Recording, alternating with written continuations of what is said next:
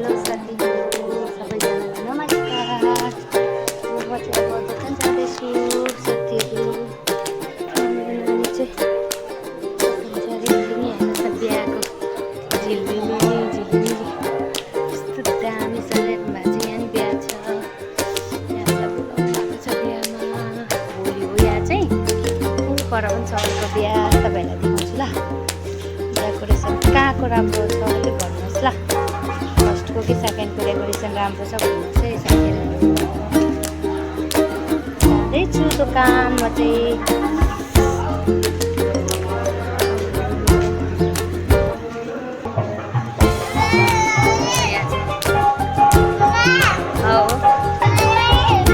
आन्टीले हेर्नुहोस् है साथीहरू, यहाँ चाहिँ यस्तो छ है। हामी सजाउँछ नि। अब दोकानमा मिठाई किन्छु, नानीलाई अनि जान्छु।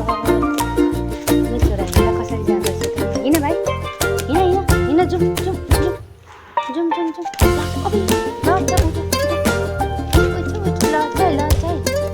दोकान कहाँ हो दोकान? माग्नु पापा दिनुहोस् होला। आराम से डस्टबिनमा हुँदैन। भाइ पापाले देखाउनु, यता देखाउनुहोस्। पापा देखाउनु, के पनि देखाउनु साथीहरूलाई। हाई गाइस भन्नु।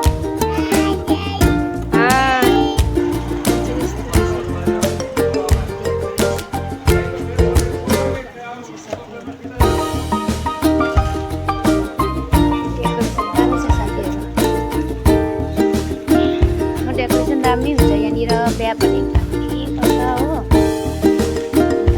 हामीलाई पनि बोलाइरहेको छ। भोलि हो एउटा बिहा चाहिँ यो आज हो। हेर्नुहोस् न घर कस्तो दामी बनाउँछ नि।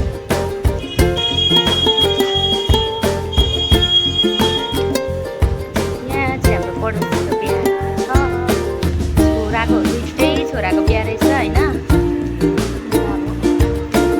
देखाउँछु म तपाईँहरूलाई कस्तो हुन्छ बिहा भनेर यताको है। मलाई चाहिँ भोकै जानु भएको छैन हौ। नन कस्तो दामी छ।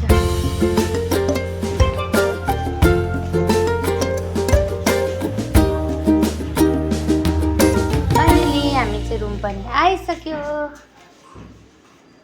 गेट पनि लगाइसकेँ मैले। भाइ आरामले बेबी। रुममा हिँड रुममा। यो चाहिँ हाम्रो रुम घर आयो। कस्तो गर्मी। आऊ बेबी।